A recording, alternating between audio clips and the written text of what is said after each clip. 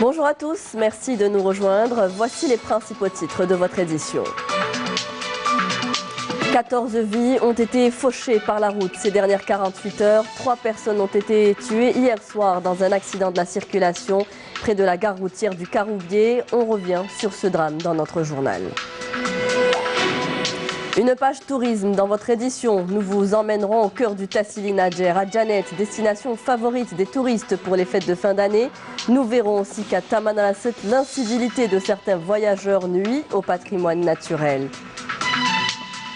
Nous visiterons également un monument historique de la capitale, le Bastion 23 ou le Palais d'Arraïs. Le stade du 5 juillet connaît de nombreux nouveaux aménagements. Une pelouse naturelle a été posée, une zone mixte au niveau du tunnel menant au vestiaire sera également rénovée. Bonjour à tous et merci de nous rejoindre. De nombreuses vies ont été fauchées en ce début d'année. Un accident mortel s'est produit hier soir au niveau de la gare routière du Caroubier à l'est d'Alger lorsque 2 véhicules touristiques sont entrés en collision, provoquant la mort de 3 personnes et un blessé grave. Une enquête a été ouverte pour déterminer les causes de cet accident mortel.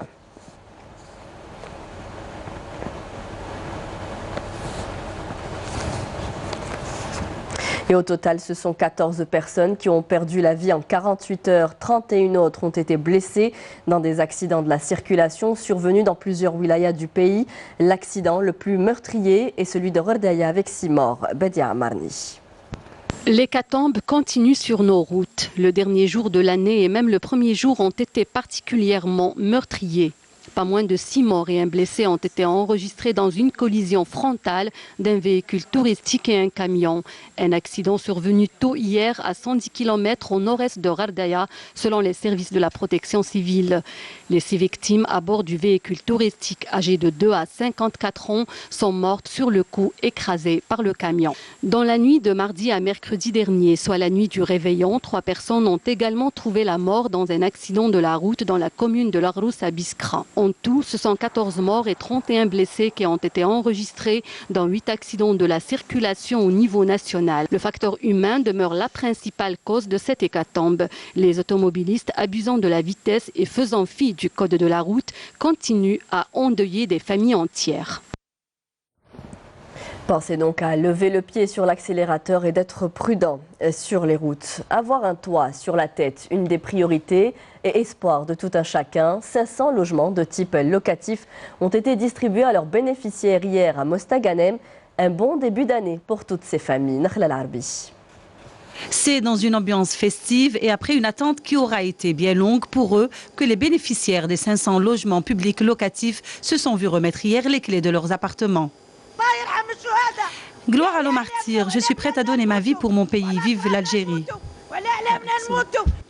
J'étais vraiment désespéré, ce n'est plus le cas maintenant, je suis heureux. J'ai 2 enfants et j'ai enfin mon appartement, Dieu soit loué.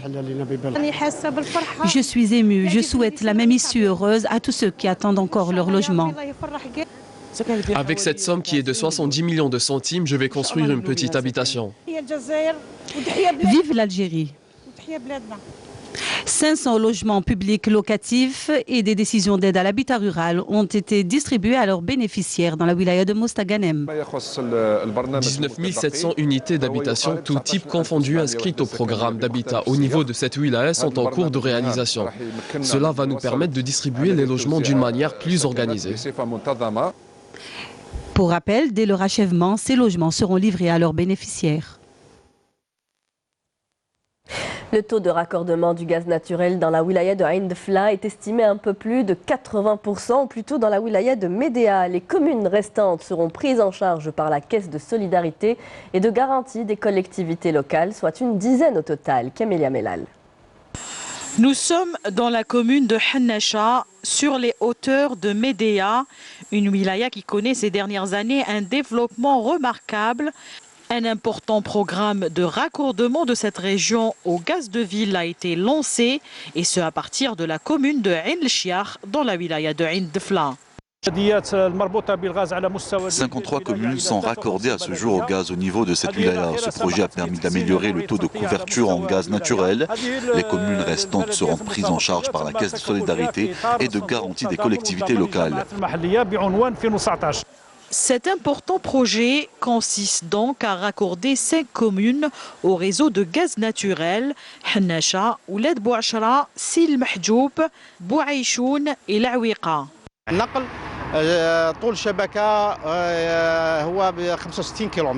Le réseau de transport de gaz s'étend sur 65 km au total. Par contre, le réseau de distribution, il s'étend sur 400 km, ce qui permettra de couvrir 7 communes, soit 10 000 foyers qui seront raccordés au gaz naturel au niveau de ces communes.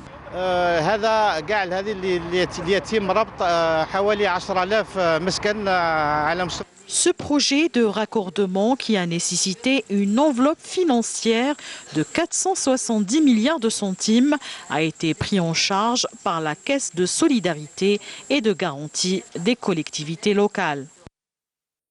Et en parlant d'énergie, sachez que la Sonatrach signera la semaine prochaine un contrat avec un groupement composé de Técnicas Reunidas de l'Espagne et Samsung Engineering de la Corée du Sud pour la réalisation d'une raffinerie de pétrole au niveau de Haoud al-Hamra Hassim Masoud. Ce contrat d'un montant de 440 milliards de dinars porte sur la réalisation d'une raffinerie de pétrole brut à conversion profonde d'une capacité de 5 millions de tonnes par an. Le marché a été conclu suite à un appel d'offres lancé par Sonatrach en 2017 sur 18 compagnies ayant retiré le cahier des charges relatif à cette offre. 7 ont soumissionné, dont 4 ont été retenus en mai 2018. Dans le cadre du principe de solidarité, une caravane d'aide humanitaire a été envoyée par le Croissant Rouge algérien en Libye pour venir en aide à la population des frontières. Une caravane qui a démarré donc aujourd'hui. Je vous propose d'écouter à ce propos la déclaration de la présidente du Croissant Rouge algérien, Saïda Ben Habils.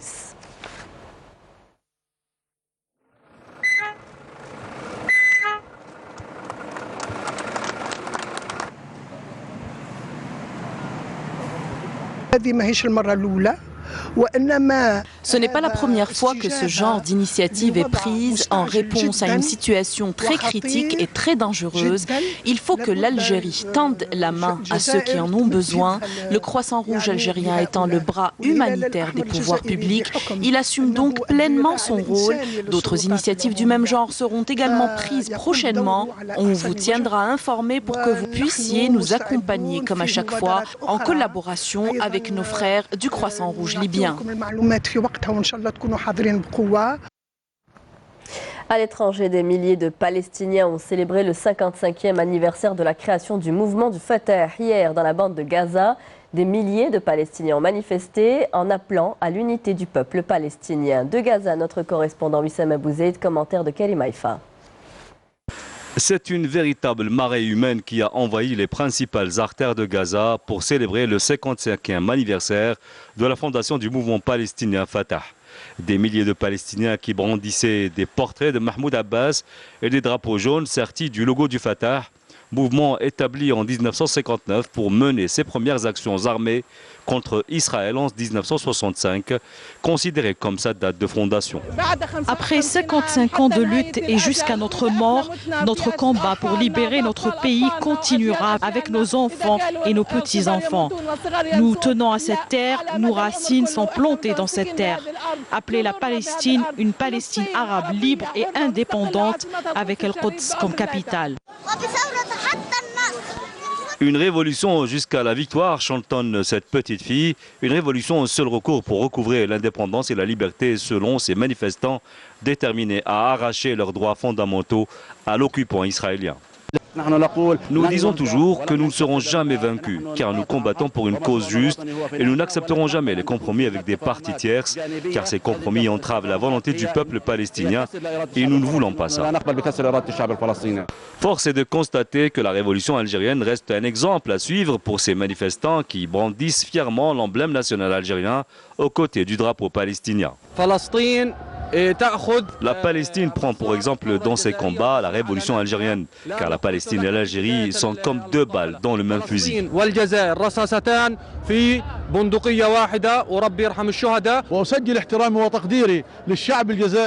Je veux exprimer tout mon respect pour le peuple algérien, ce peuple de héros, et l'Algérie qui a permis la formation sur son sol des premiers soldats du Fatah, à leur tête le Shahid Abu Jihad. Ces manifestations sont un véritable plébiscite pour le mouvement Fatah et pour la direction d'Abou Mazen, surnom du président palestinien Mahmoud Abbas à la tête du Fatah. Un président qui, dans une déclaration retransmise sur des écrans géants à Gaza, dira qu'El-Quds est la capitale de la Palestine et qu'elle n'est ni à vendre ni à négocier. Washington a déployé 750 soldats supplémentaires au Moyen-Orient, très probablement pour être envoyés ensuite en Irak, selon un responsable américain. En Libye, 3 civils ont été tués dans un bombardement aérien au sud de Tripoli. L'actu internationale en bref ce matin avec Nisrine Ben Saïdi.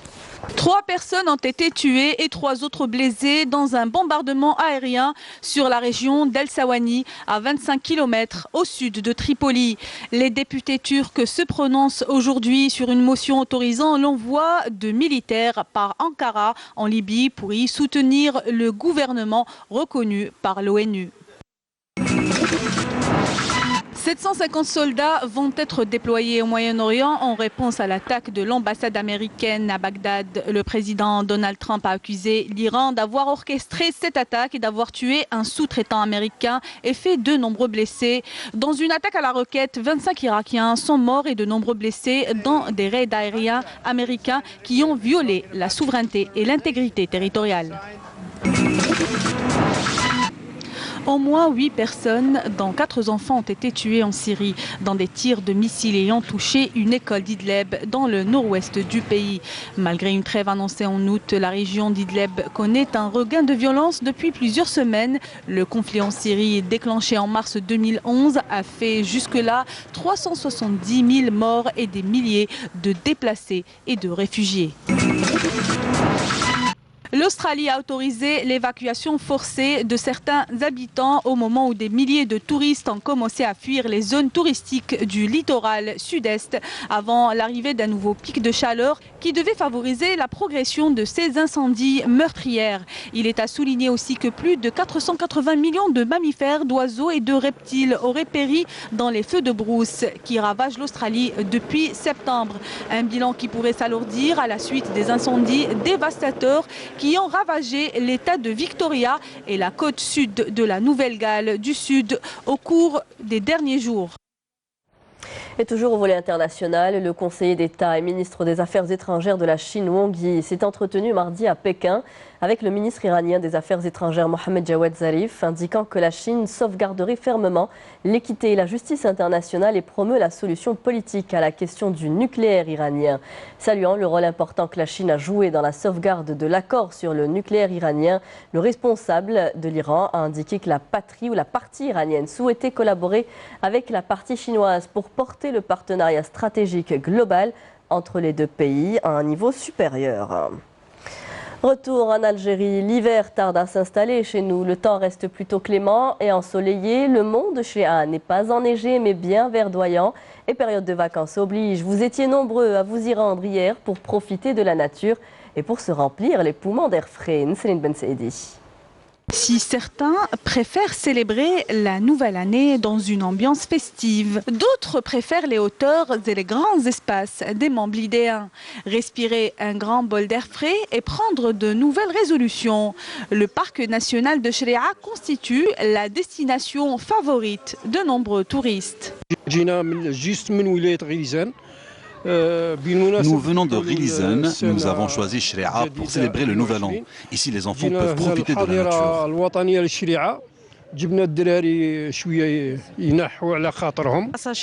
C'est une tradition chez nous. Nous venons ici chaque année. Il y a tout ici. Je souhaite que cette année soit meilleure que la précédente, qu'elle nous apporte paix et prospérité. J'ai voulu commencer l'année 2020 en venant ici à Chréa pour respirer un bol d'air frais. Situé à plus de 1496 mètres d'altitude, au cœur d'une forêt de cèdres centenaires, Chéri'a attire chaque année des milliers de touristes venus des 4 coins du pays. Une destination très prisée par les touristes. Nous sommes venus profiter des paysages féeriques de cet endroit. En plus, ça tombe bien puisque les enfants sont en vacances. C'est vraiment très beau.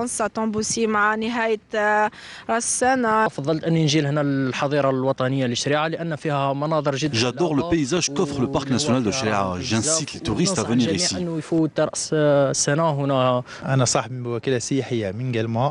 Je travaille dans une agence de voyage. Nous avons ramené un groupe de professeurs pour une petite virée. J'avoue que moi-même, je viens pour la première fois. Le paysage est juste magique.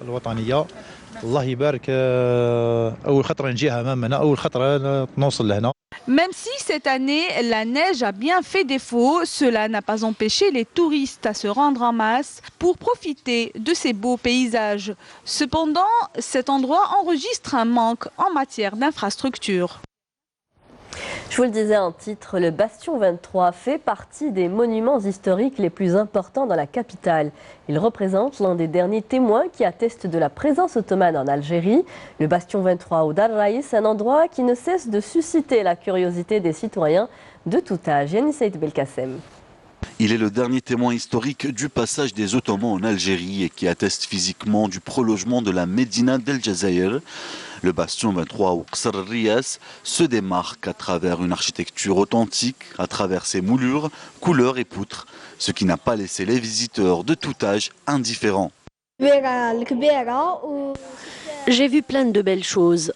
L'architecture de l'époque ottomane, je découvre et j'aime beaucoup. Si nos enfants ne connaissent pas leurs histoires, qu'attendez-vous de plus tard? D'ailleurs, heureusement qu'on en parle. Je suis vraiment impressionnée par l'endroit. Je vais continuer de visiter. C'est la première fois que je visite ce monument. Je suis impressionnée. Il y a plein de couleurs. C'est beau. En plus des livres d'histoire et le bouche à oreille, les réseaux sociaux ont aussi eu un rôle important dans la promotion de la culture et l'histoire algérienne. J'ai découvert cette adresse grâce aux réseaux sociaux. D'ailleurs, je me demandais comment je ne connaissais pas cet endroit. Cette visite m'a permis d'apprendre beaucoup de choses de la présence ottomane dans le pays.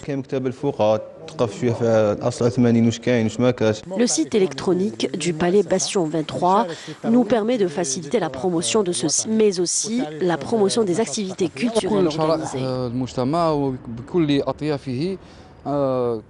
Les lieux intéressent tout le monde. Il y a plusieurs excursions organisées par des associations, des écoles et universités, parfois même des ambassades étrangères.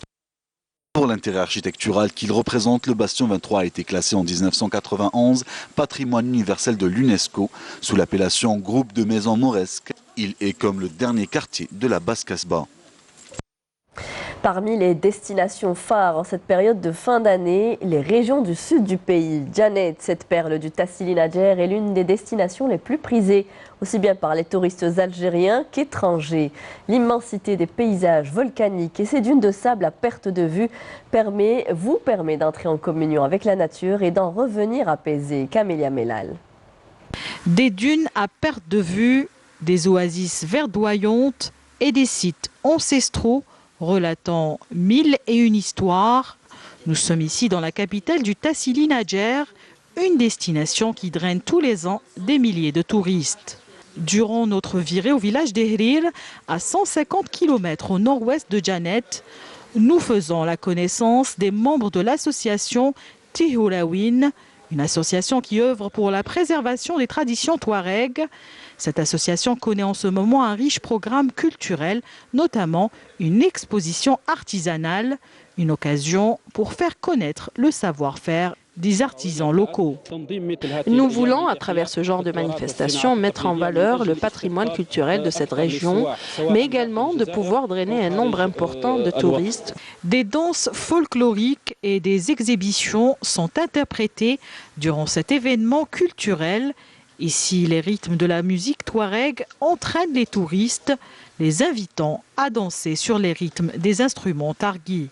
C'est une bonne chose puisque ça permet de mieux faire connaître la région d'Ihrir, mais également tout le Sahara algérien qui est considéré le plus beau désert au monde. C'est une région touristique par excellence où on a eu droit à un accueil chaleureux. Nous recevons des touristes qui viennent de différentes régions du pays, à savoir Batna, Oran et Tlemcen. Ils viennent nombreux pour découvrir la région d'Ihrir. Découverte, aventure et surtout paysage à couper le souffle. Ici, tous les ingrédients sont réunis pour relancer les destinations de notre Grand Sud. Toujours tourisme, toujours Tamanrasset draine chaque année un nombre important de touristes. Les potentialités touristiques du désert algérien ne laissent personne indifférent. Malheureusement, quelques sites sont livrés à des actes de vandalisme tels que les gravures rupestres.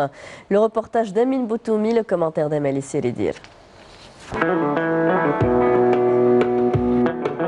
Nous sommes à plus de 2000 km d'Alger. La capitale du Hogar est un véritable musée à ciel ouvert. L'Askrem, Efilel, Tahat ou encore le tombeau de Tinhinen sont autant de sites touristiques qui suscitent toujours l'intérêt des touristes locaux et étrangers. On vient de découvrir un endroit inédit. Le paysage est extraordinaire. Le désert algérien est de loin le meilleur. On ne peut pas se lasser de ces paysages. Je suis retraité. Je voulais faire un tour avec mes amis ici à Tamanrasset, mais ce qui a attiré mon attention, c'est la présence des jeunes venus de différentes wilayas du pays et ils sont curieux de découvrir leur pays au lieu d'aller à l'étranger. Les potentialités touristiques et la beauté du Sahara algérien n'attendent qu'à être découvertes. Mais malheureusement, ces sites sont exposés à des actes de vandalisme récurrents. Ce sont des sites touristiques magnifiques et à visiter, mais ce qui a attiré mon attention, c'est le comportement incivique des touristes qui jettent leurs ordures. Il y a des gravures qui datent de plus de 1000 ans et les gens, inconscients, les ont détériorées.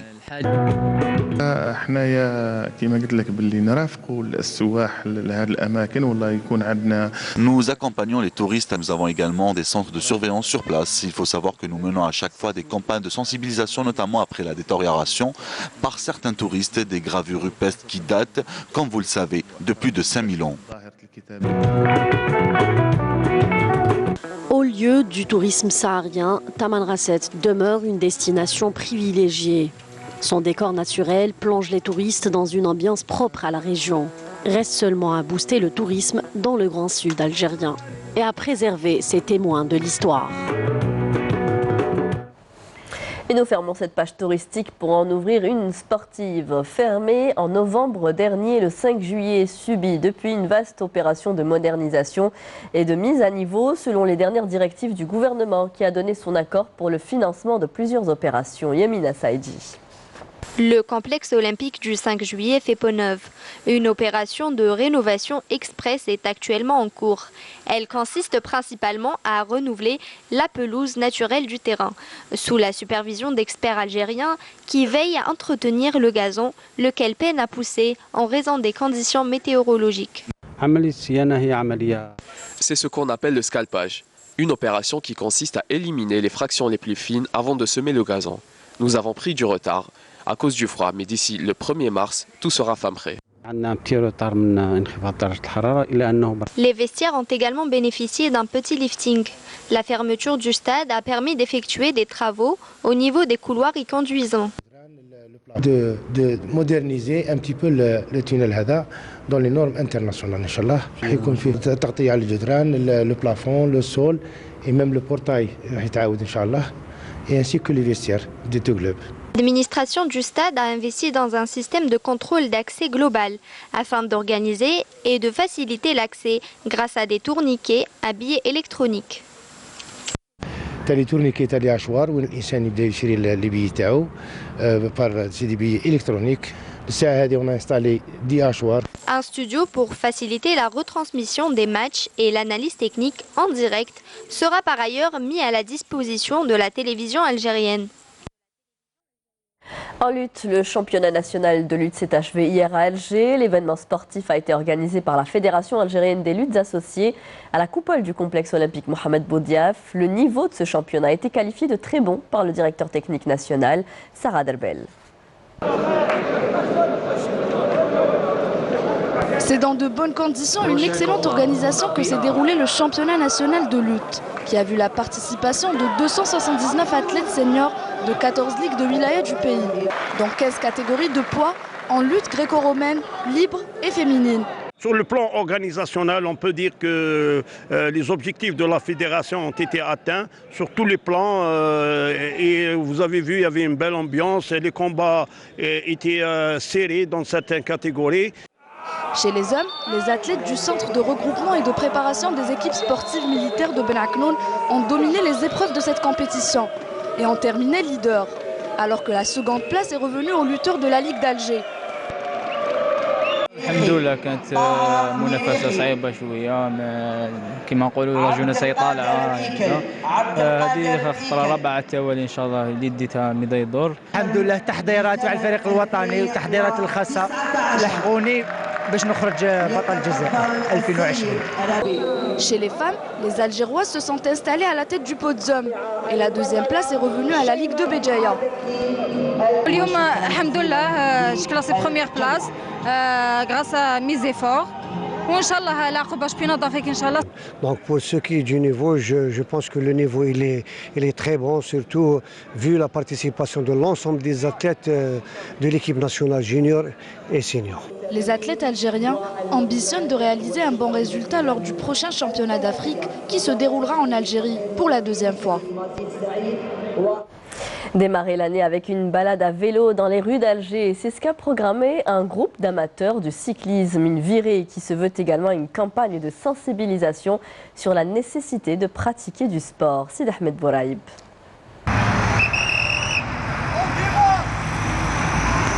Ce sont des passionnés du vélo. Un groupe de cyclistes organise une sortie sur le côté est d'Alger, entre Karoubieh et Bourj El Bahri. Et ils y convient tous les amateurs. Le peloton enchaîne les kilomètres en ce temps printanier, sous le regard des organisateurs qui veillent au bon déroulement de cette sortie. Alors que des passants prennent le temps d'admirer et de saluer ces amoureux de la pédale dans une ambiance bon enfant. La logistique est assurée par 2 accompagnateurs à bord d'une voiture. Ils s'occupent des réparations et de la sécurité. Ils n'ont ni sponsor ni mécène derrière eux, mais juste un groupe d'amis. Ce périple se propose également d'être une campagne de sensibilisation autour des thèmes qui leur tiennent à cœur, comme la nécessité pour tout un chacun de faire du sport, en particulier la pratique du vélo, qui a l'avantage d'être non polluant et accessible à tous. Il suffit d'avoir un vélo, un 2 roues, et de se présenter lors de nos prochains événements. La prochaine sortie aura lieu en début d'été, avec un parcours encore plus long, entre la gare routière du Karoubieh et Boumerdes. Pratiquer du sport, une bonne résolution à prendre pour cette année. La rédaction de Canal Algérie vous renouvelle une nouvelle fois ses vœux de bonheur pour l'année 2020. C'est la fin de ce journal. Merci à vous tous de nous avoir suivis. Tout de suite, le point météo avec Amel Larébi. Très bonne fin de journée sur Canal Algérie. Au revoir.